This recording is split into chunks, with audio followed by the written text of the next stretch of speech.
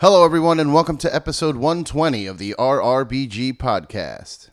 Please don't forget to check out the Patreon page. Go to patreon.com/RRBG and sign up today to support the podcast.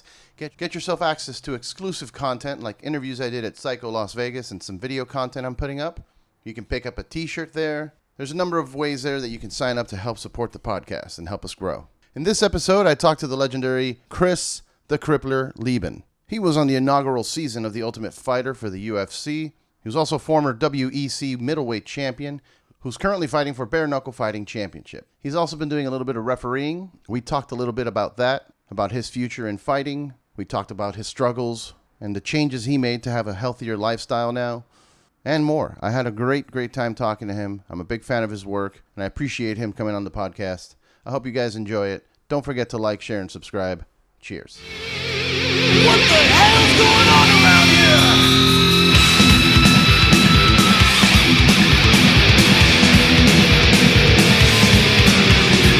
From stars, take it from the stars. Straight out, you take what's in my heart. No one did my things apart. You can't bring me. You ain't never seen no one like me. Prevail, cause what the gods might be. I was inside of me. You can't bring me.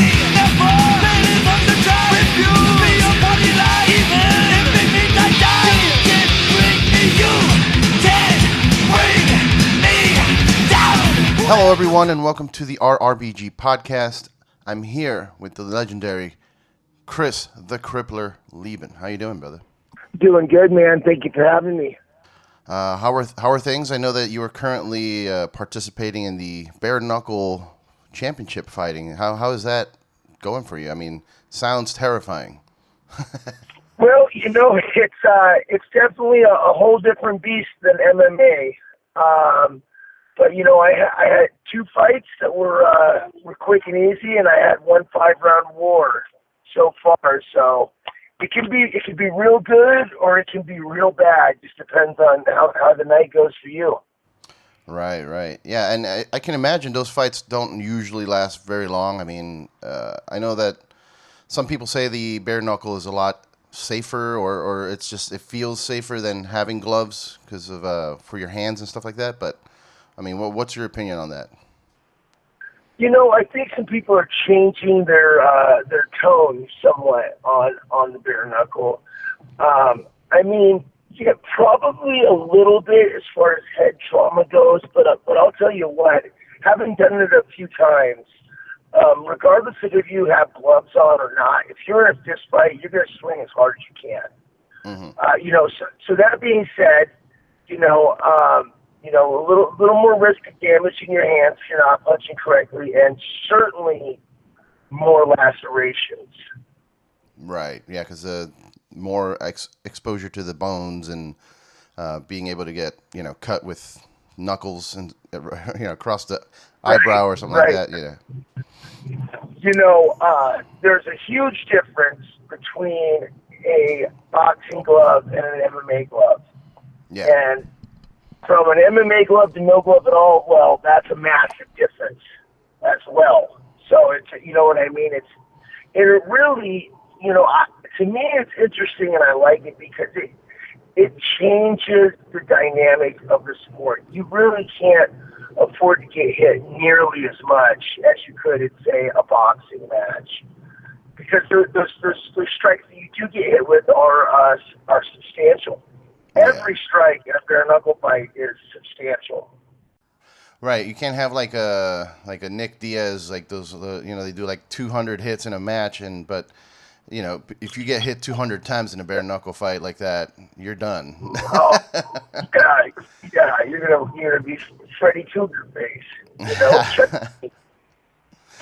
Yeah, man. And so, what was the, why did you decide to, go into that realm as opposed to maybe doing more MMA and say a Bellator or something like that? Well, a couple of reasons. One, once at first they called me, I told them no. And then I got online and I started watching it on YouTube, and I was like, holy smokes, this is kind of, the sport is kind of designed for the way that I fight,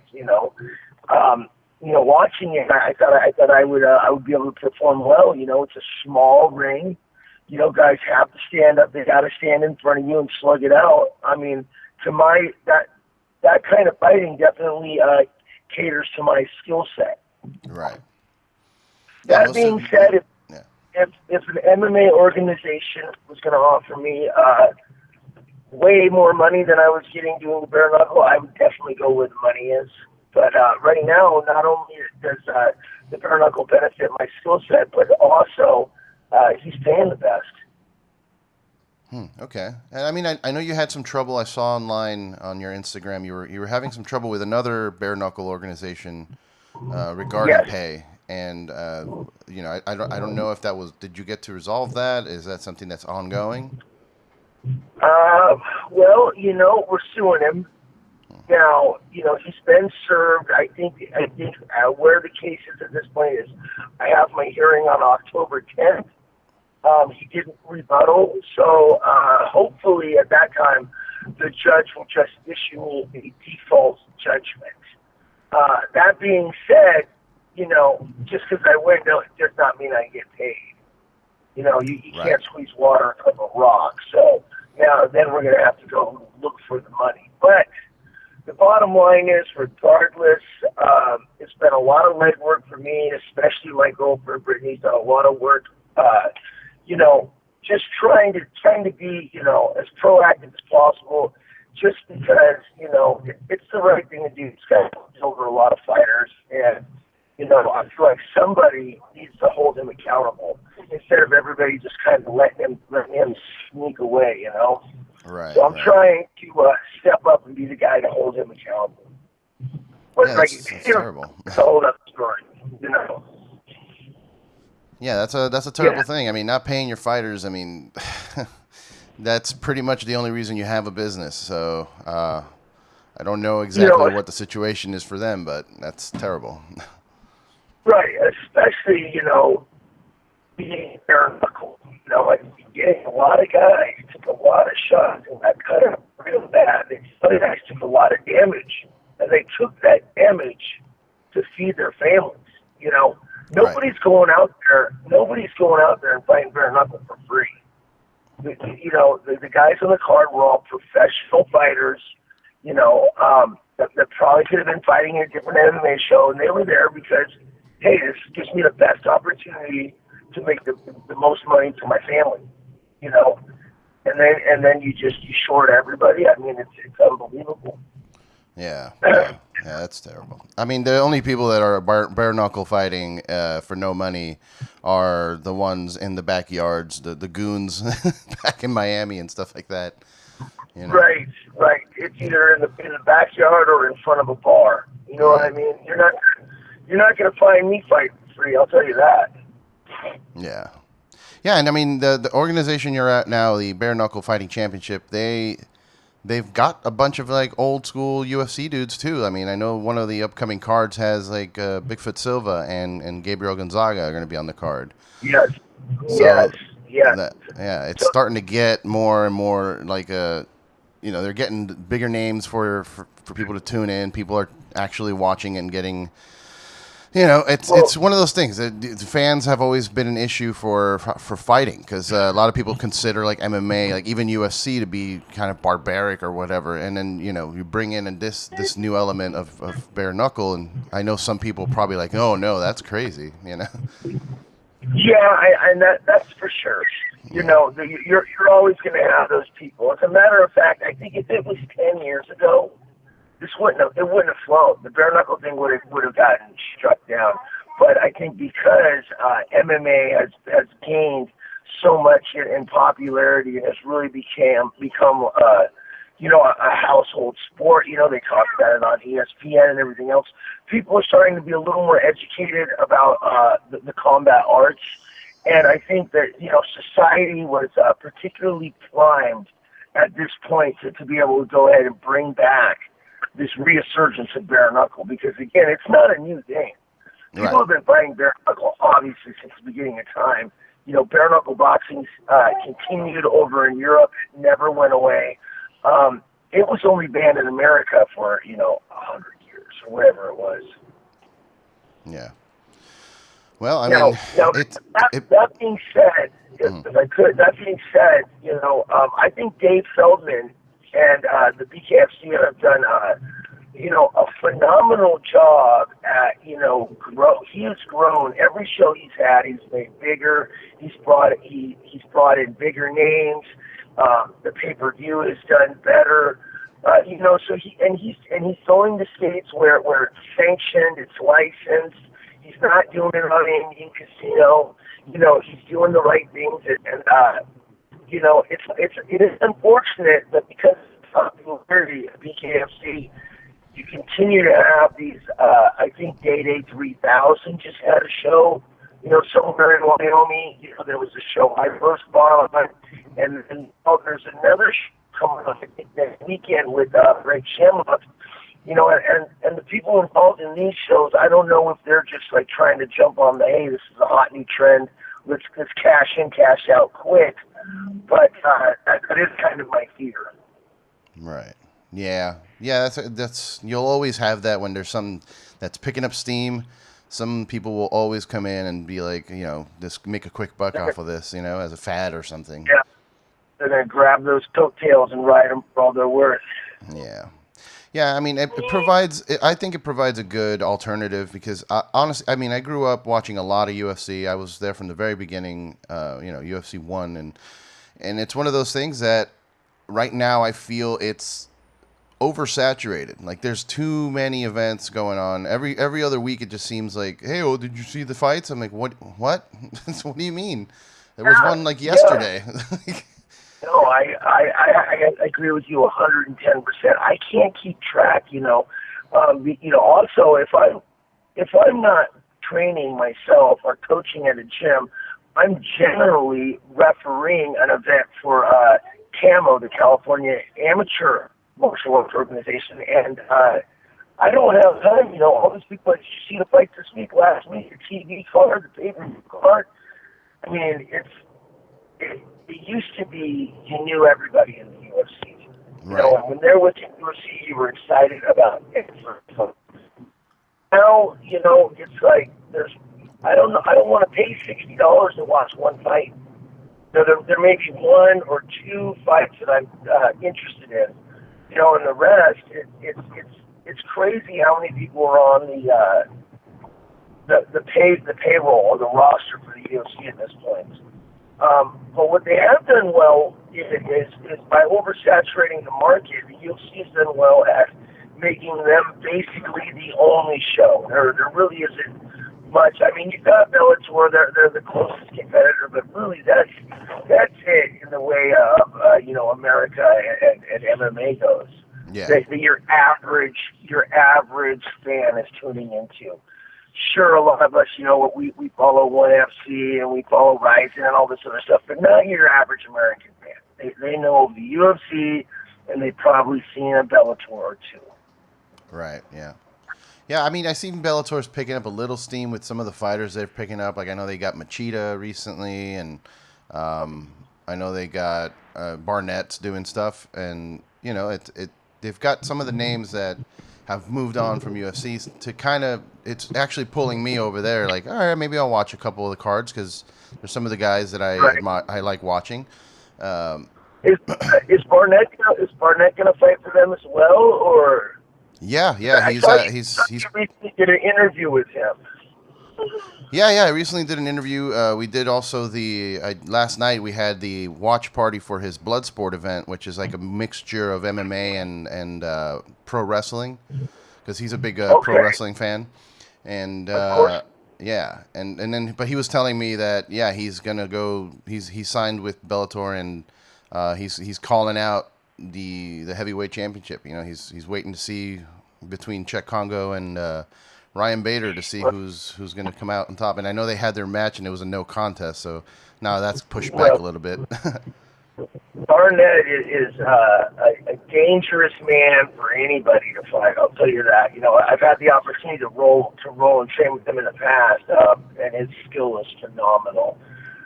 Busy guy, it sounds like too, because I see him all the time. He's cornering amateurs down here in Southern California, so I see him at these amateur fights. He's got a whole fight team underneath him at this point. So he's a busy guy. Yeah. He's also doing training for pro wrestling with some of the younger folks. Like he trains the current like WWE NXT champion, women's champion, Shayna Baszler, who used to be an MMA fighter as well. Okay, cool. Is that something that you've ever considered, maybe the pro wrestling realm, or is it too like not really in your interests? I went to a kind of a lower end pro wrestling event here in San Diego recently. I was thinking about maybe trying it out. And I went in the ring. I ended up getting in an altercation with the bad tag team guys, and I figured something out. Even when it's pretend, I don't like people talking shit to me. I don't do well with it. So, I was generally getting pissed off, and, I figured, what, I'm just too serious of a guy. It's unfortunate, but I don't play well like that. Right, yeah. Yeah, because that's part of the game with pro wrestling is they call it the heel characters, and just calling you, making fun of you or calling you out, and sometimes people, they take it a little far. I've seen people get personal because that's how you get a real reaction, and that's kind of what they want. They want you to feel that what's happening in there is real, right. And not to say that it's not real. That people are definitely taking hits, but it's part of the show. I think it's incredible, when you especially watching like the WWE where you've got these 300-pound dudes doing flips off the top rope. I mean, there's nobody in the world that's going to tell me that that's fake. I mean, that's freaking dangerous. Yeah, it's super dangerous. I mean, I've definitely seen a few bumps that people take that, permanent damage, neck damage, concussions, stuff like that. So. Sure. Yeah. Absolutely. Those guys' list of injuries is pretty substantial. Yeah, I feel that maybe like I know that you're saying you're a little too serious for it, but I feel from what I saw in The Ultimate Fighter, since you were on season 1, like you have a personality as well. It's not just the skill, but there is also an attractive personality there for me. Like I wanted to see more of what you were doing. And yeah, man. And I mean, and you also stood out for me because of your hair, the red hair. I mean, I grew up listening to punk and metal, so immediately I'm like, oh, that dude's one of my people. Yeah. And I mean, I definitely, in my early 20s, I was quite the character. I lived, everything in excess, nothing in moderation. I mean, that was my mantra for a long time. Yeah. But we get older, we have families, we hopefully get wiser, and nowadays I kind of follow that middle path a little bit more. It seems to be working out well for me. Yeah, dude, I saw pictures. Okay, go ahead. And I think that the WWE type stuff is just a little too extreme for me nowadays. Sure. I mean, there's a lot of dudes. Actually, I wanted to bring this up as part of the WWE. Is I saw your post of the supporting the slam addiction from the road to recovery. A lot of the athletes from WWE are involved in that as well because it's such a rough business that they end up working injured and end up taking like a painkiller or something, and then that just spirals out into something else, and it's not a healthy lifestyle. No, 300 something days on the road, and you got hurt or not, you're there, you got to perform, and I can certainly relate from that aspect. Definitely got myself in some trouble with those. So they reached out to me. They asked me to help out with that promotion. I hope they did well. It was great. Supported some great causes, some great nonprofit rehab centers. A couple of them were in Hawaii, and as a lot of people know, I spent a lot of time in Hawaii. My heart is definitely there. So anything I can do for Hawaii is always, I try to do it. For sure, man. And so when it came to your experience with that, was it mostly that as well, like just painkillers to kind of move on to the next fight? Or, you kind of seemed like a party dude back in the earlier days. So was there something that you were like, what was your vice that you had to escape?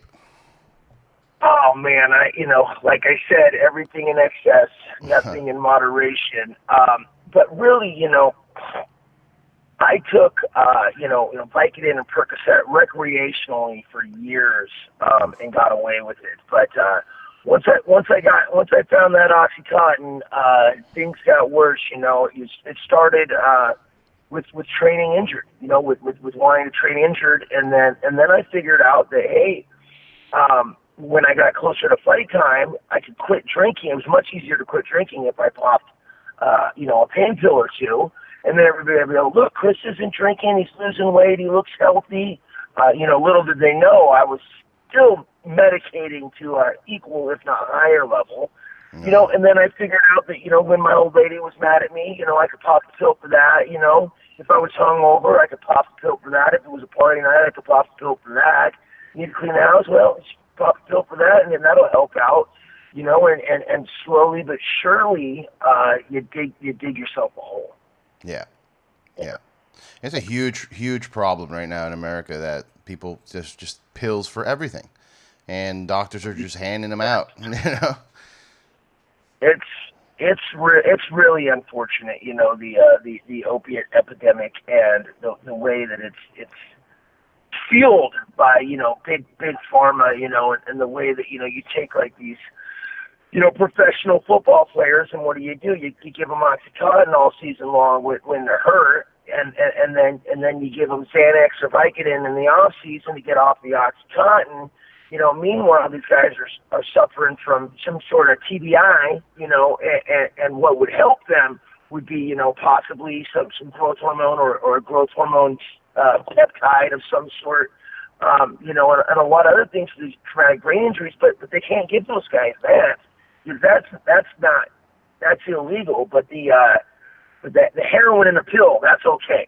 Right. I don't understand people's logic. Hey, this one that can only help you, you can't get it from a doctor if you're playing professional sports. But hey, the one that can potentially kill you and is highly addictive, that's just fine. Yeah, it's awful, man. It's an awful cycle. It's the trying to make money. It's greed. And then that one pill causes another effect that requires another pill, and it's just never ending. Right. Yeah. So for every pill you take, there's 10 side effects. You got to take 5 different pills for that. Yeah. Yeah, man. I mean, I never really had a real like I had some injuries, and I had to get on some OxyContins like that for recovery, and it was really rough getting shaking it off, but.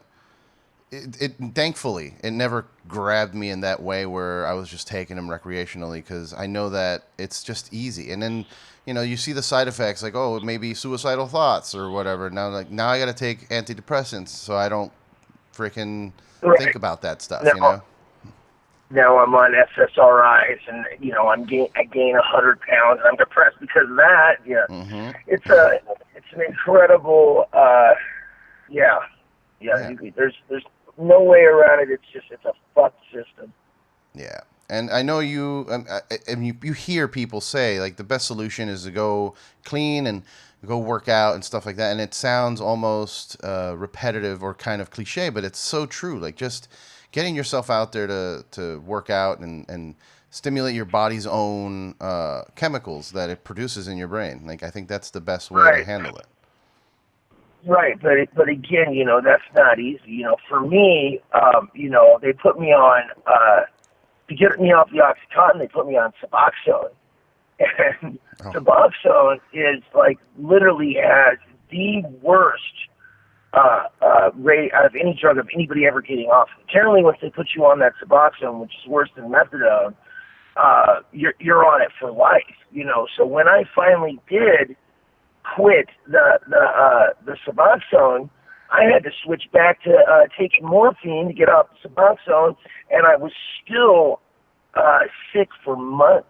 I mean, my girlfriend, she took care of me during that time, and I would take just enough to go to work. I'd go home, I'd throw up all night, I'd sweat the sheet, have to change the sheets on the bed a couple times, and this went on for months, and if it wasn't for her, obviously for my support group, and for me being really committed to knowing that I wanted to be completely free of opiates, I don't think I could have done it. I don't know how if you were a single parent and you had to go to work, there's no way you can get off, Yeah. Luckily at the time I didn't have a child yet, and I had the ability to lay in bed all day. But if you don't have that ability, and you've got to function, you're just stuck. Yep. Yeah. And it's an expensive thing too. Like once you're stuck in there, you got to get the pills. And, if you're not really being a productive person, or you have like you can't really have a regular job if you're on the pills all the time too, because you're, messed up. Right. Man, I could have ran a Fortune 500 company. The work it took me at the peak of my addiction, the work that it took for me to stay high all the time, robbing from Peter to pay Paul, and borrowing him, and I get these, and I got to go pay these 5 people back, and I got, it's just a freaking nightmare. The hustle, The hustle's terrible. Well, I'm glad you were able to escape that, man, because it sounded like you were in trouble for a bit, like just seeing.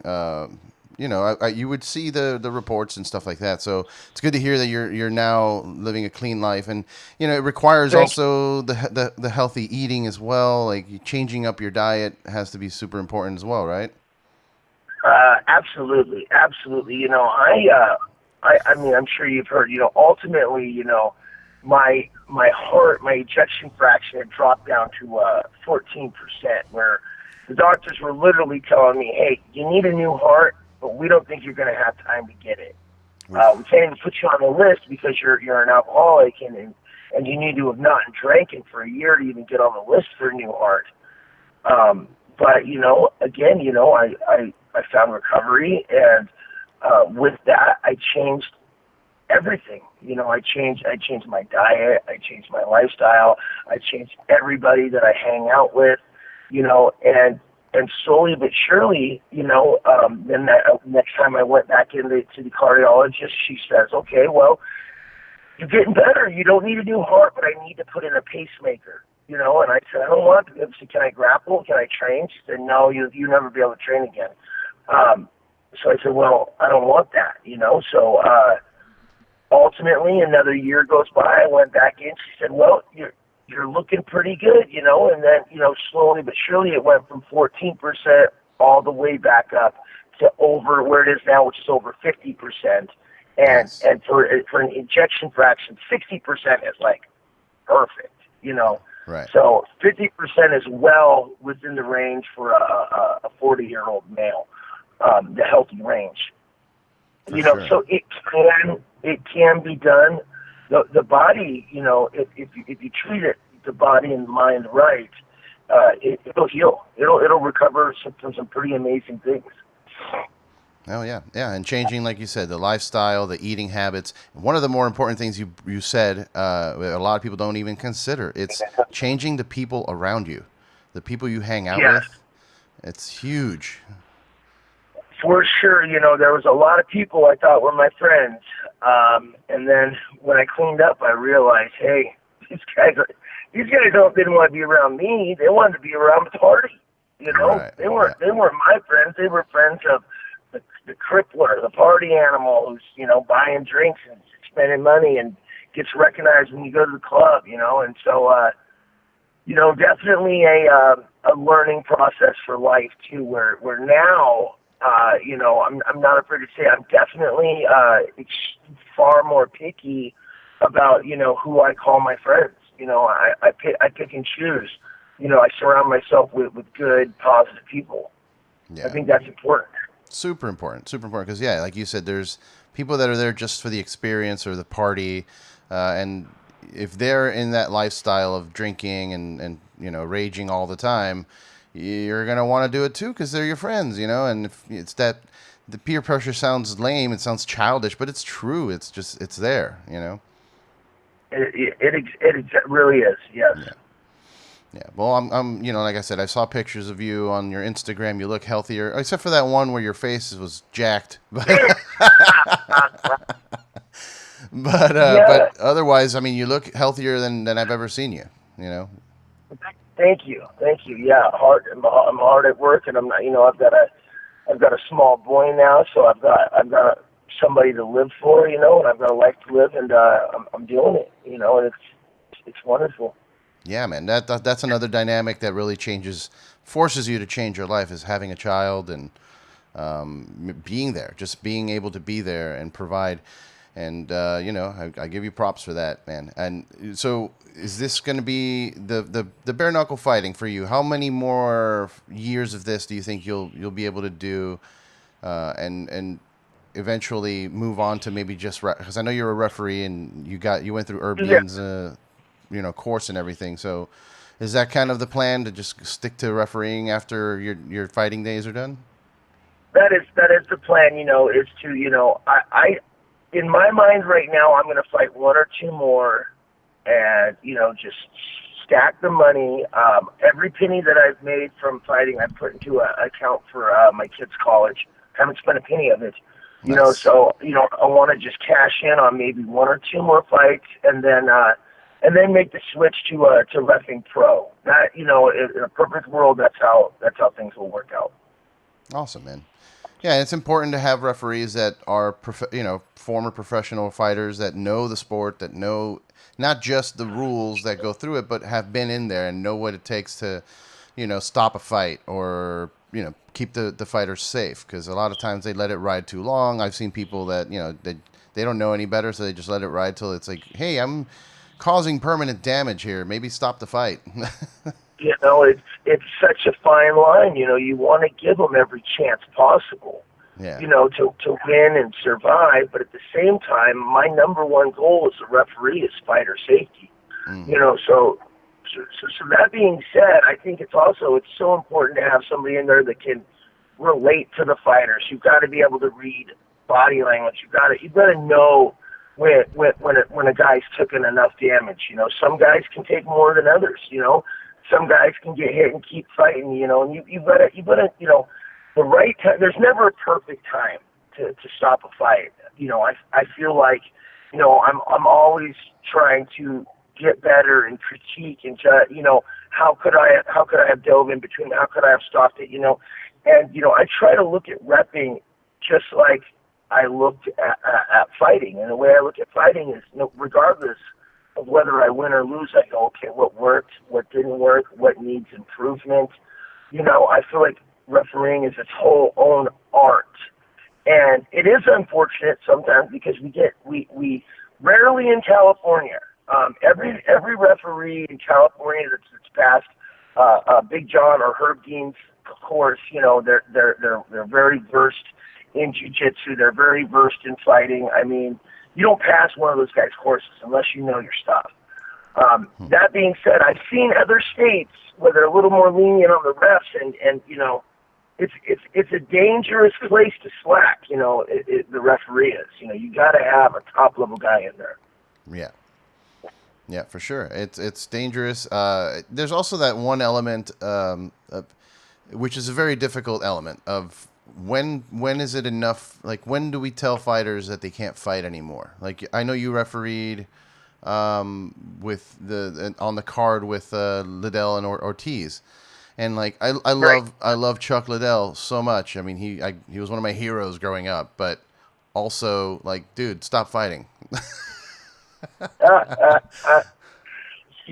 Yeah, I mean that's a tough one. Yeah, that's a tough one.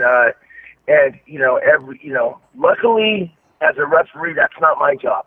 Right. My job is when he is fighting to keep him safe. That's somebody else in the commission's job to make that choice. So I will stay out of it. Yeah, it's a difficult thing because that is his life. You know what I mean? That's what you do. You're you're not fighting as a hobby. This is it. You know, there's no backup like day job or all right, well, I'm gonna go be a computer tech now, and like no, that's your life, and that's all you know, and no one can really know how much. That's only on the fighter themselves. Like no one knows how many more fights are in there. You know. Right. I don't know. That's very true. Yeah, it's a rough thing to see. Like sometimes if especially Chuck, because he suffered a few pretty bad KOs near the end of his UFC run, so it's kind of you get worried, you know, and maybe does that play a factor maybe when you're a ref, keeping in mind that kind of history, so you're like, well, maybe I'll call it a little earlier, just because you know. You know, luckily I wasn't reffing that fight, you know, but when I ref, you know, right now I ref the amateurs here in California, and what I tell them is listen, if you're in this is a sliding scale, okay? This is not a fair world. If I'm your referee, if you're in there and you're doing everything right and you look good and you get caught in an arm bar and you're doing everything right to get out of it, I'm going to let you fight. If I see that you're working, I'm going to let you work. And I say, now listen, if you go in there, you do everything wrong, you get taken down, you get mounted, you're getting your face smashed in, then you get armbarred, your arm goes straight, you're doing everything wrong, I'm stopping the fight. I said, you know, you've already demonstrated to me that you don't know how to work out of that. And so, you know, that's kind of how I do it. If I get two high-level guys, you know, I'll give them a little bit more wiggle room. Mm-hmm. But, you know, if it's their first fight and maybe they shouldn't even be in there just yet, you know, I'm definitely quicker to stop it, because ultimately, for me and the amateurs, you know, these guys got to go to work the next day. Yeah. Yeah. Well, cool, man. I have one last thing I wanted to ask you before letting you go. I saw a picture of you with Mike from the Suicidal Tendencies, and I wanted to ask, I mean, like, you're still listening to punk music? You know what was crazy? I did a show out there in Victorville, where Joe Stevenson's gym is, and it was the Victorville Fairgrounds, and I had no idea. I got there, it was a freaking punk rock show beforehand, and then afterward they had MMA fights, which made it very interesting, by the way, because now you had all these, you know, middle-aged punkers that have been drinking beer all day, and now they're in a tent watching fights. Nobody's got their shirts on. It's like 1,000 degrees out there. It was really interesting. It turned out to be a great show, actually, but just a really cool kind of different dynamic, you know. And I texted my friend. I walked in and I'm like, I think I put an Instagram video up. I'm like, is that fucking Suicidal Tendencies like in the background? You know, and so I thought like somebody was doing a really good cover. You know, and then next thing I know, you know, I'm judging the fight and they walk in the ring and I'm like, oh shit, no, I was right. That was Suicidal Tendencies for sure. So, you know, really cool for me to see those guys. Is there any one of the few the few people you know, I've actually asked for a picture. You know, I'm not a big hey, can I get a picture kind of guy, but you know, kind of like living legends right there, so I kind of had to. For sure, man. Yeah, I got a couple buddies that are playing in the band now with them. Ben Weinman, formerly of the Dillinger Escape Plan, who's been on the podcast. He's playing with them now. And the guy's a lunatic. Like he jumps off of cabs and he's climbing around and just jumping into the crowd, and it really adds a different dynamic to the shows, which are important for punk rock. You know, I feel that it's that energy needs to be there. You know. Absolutely, for sure. Yeah, man. Is there any bands that you use for when you're training that you listen to regularly in that realm? You know, I mean, it really depends. You know, one of my favorites. I love Black Label Society. You know, okay. They're one of my Back Island, those guys. But when I'm doing striking, this will sound funny to people, but I only play funk music because I feel like that mathematical beat helps me with my footwork. Okay. My coach Matt Hume, you know, only played funk music in the gym. You know, like 5 Minutes of Funk and Midnight Star, that kind of stuff. And I feel like it helps me stay loose and move well. Definitely not the time you want to listen to metal, or heavy stuff. I don't feel like I move as well. And then jiu-jitsu, usually I slow the music down a little bit so I can focus a little bit more. A lot of reggae, Hawaiian stuff, kind of goes well with jiu-jitsu. And then the metal and the punk rock is when I'm doing my MMA rounds. Okay, that makes sense. It actually makes a lot of sense, the funk, because of the footwork. It makes you want to dance, and it makes you want to, dancing does require really good footwork and keeping a good time, pacing and timing. Exactly, yeah. Rhythm and timing. That's awesome, man. Well, hey, dude, I really appreciate you taking some time. I know you're busy, but you're a legend. Like I said, I've watched all your fights in the UFC. I've been catching up with what you did into Bare Knuckle, and I'm looking forward to see what you do. Awesome, excellent. Thank you. Good talking to you. Good talking to you too as well, man. Cheers. Have a good one. Bye bye. Bye. Sometimes I try to do things and it just doesn't work out the way I want it to, and I get real frustrated. And I try hard to do it, and I take my time, but it just doesn't work out the way I want it to. It's like I concentrate on real hard, but it just doesn't work out. And everything I do and everything I try, it never turns out. It's like I need time to figure these things out. There's always someone there going, "Hey Mike, we've been noticing you've been having a lot of problems lately, You need to maybe get away, and maybe you should talk about it, you'll feel a lot better." And I go, "No, it's okay, I'll figure it out. Just leave me alone, I'll figure it out, I'm just working on myself." They go, "Well, if you want to talk about it, I'll be here, and you'll probably feel a lot better if you talk about it. So why don't you talk about it?" I go, "No, I don't want to, I'm okay. I'll figure it out myself." And they just keep bugging me. They build them inside. It's got me, it's too hard to come and bring what's inside. You won't have anything, I'm afraid what you can see away. I'm not crazy, here's the design. You're the one that's crazy, here's the design. You're trying to be crazy, here's the design. They stick me in an institution, said it was the only solution to give me the professor. I'm protecting from the enemy myself. I was in my room, and I was just staring at the wall, thinking about everything. And then again, I was thinking about nothing. And then my mom came in, and I didn't even know she was there. She called my name, and I didn't hear her. And then she started screaming, "Mike, Mike!" And I go, "What? What's the matter?" She goes, "What's the matter with you?" I go, "There's nothing wrong, Mom." She goes, "Don't tell me that. You're on drugs." I go, "No, Mom, I'm not on drugs. I'm okay. I'm just thinking, Why don't you give me a Pepsi?" She goes, "No, you're on drugs." I go, "Mom, I'm okay. I'm just thinking." She goes, "No, you're not thinking, you're on drugs. Normal people don't act that way." I go, "Mom, just give me a Pepsi, please. All I want is a Pepsi." And she wouldn't give it to me. All I wanted was a Pepsi. Just one Pepsi. And she wouldn't give it to me. Just a Pepsi. Give me my shirt with my sleeves. Got me back to BKFC. Got me up, got me lazy. It's the good now, crazy. I'm not crazy. Here's the design. You're the one that's crazy. Here's the design. You're trying to be crazy. Here's the design. They stick me in an institution. Said it was the only solution to give me the professor. I'm protecting from the enemy myself. I was sitting in my room, and my mom and my dad came in. They pulled up a chair and they sat down. They go, "Mike, we need to talk to you." And I go, "Okay, what's the matter?"